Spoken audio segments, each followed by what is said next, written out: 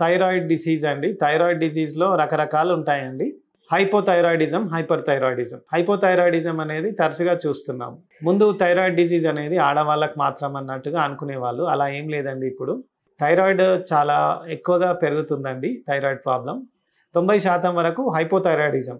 అంటే వీళ్ళల్లో thyroid hormone levels తక్కువ ఉండడం వల్ల దానికి తగిన లక్షణాలు వస్తుంటాయి. హైపర్ థైరాయిడిజం అంటే 10-15% మందిలో చూస్తుంటాం. హైపర్ థైరాయిడిజంకి ముఖ్య కారణాలు ఏంటంటే నెంబర్ 1 ఈ హషిమోటోస్ ఆటోఇమ్యూన్ డిజీజ్ అంటామండి. చాలా తరచుగా చూస్తున్నాం. 62 లక్షల మంది ప్రజల్లో మెడ్ప్లస్ బ్రాండ్ మెడిసిన్స్ కి మారడం వలన 915 కోట్ల రూపాయలు సేవ్ చేసుకున్నారు. అదే మెడిసిన్స్ అదే క్వాలిటీతో 50 to 80% డిస్కౌంట్లు.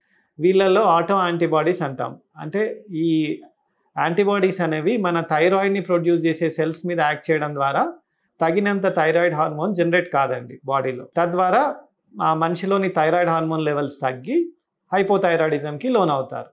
సో దీన్ని తెలుసుకోవడం ఎలా? ఎప్పుడైతే మనం థైరాయిడ్ టెస్ట్ చేస్తామో దాంట్లో 3 కాంపోనెంట్స్ ఉంటాయండి. T3, T4, TSH. దీంట్లో TSH అనేది పెరిగితే దాని అర్థం హైపర్ అని కాదండి, హైపోథైరాయిడిజం.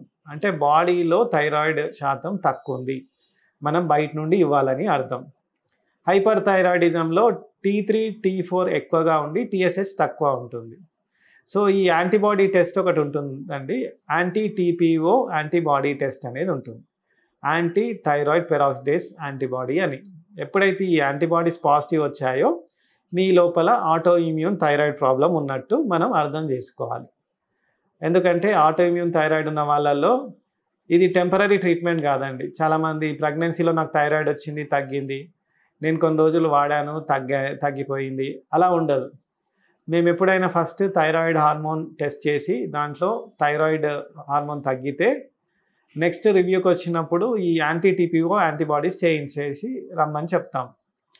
హార్మోన్ లెవెల్స్ నార్మల్ అయినా కూడా యాంటీబాడీస్ అనేవి పాజిటివ్ వచ్చినప్పుడు ఇది లైఫ్ టైం డిజీజ్ అండి. ఎందుకంటే మీ బాడీలో ఇంకా జనరేట్ కాదు.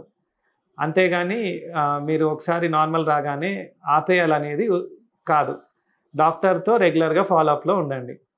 One more thing, antibodies positive వచ్చాయి కదా, నేను నెక్స్ట్ టైం చేసుకొని వస్తాను, మళ్ళీ నెగిటివ్ వస్తే ఆపేయొచ్చా అనేది కాదండి.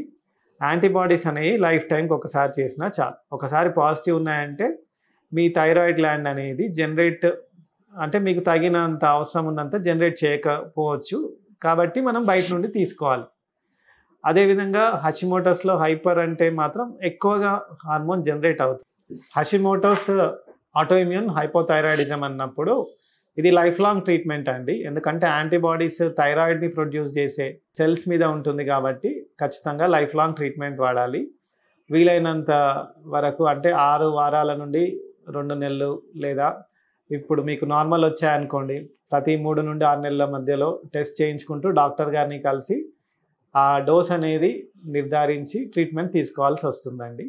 సో ఆటోఇమ్యూన్ హషిమోటోస్ హైపోథైరాయిడిజం అనేది చాలా ఫ్రీక్వెంట్గా చూస్తున్నాము.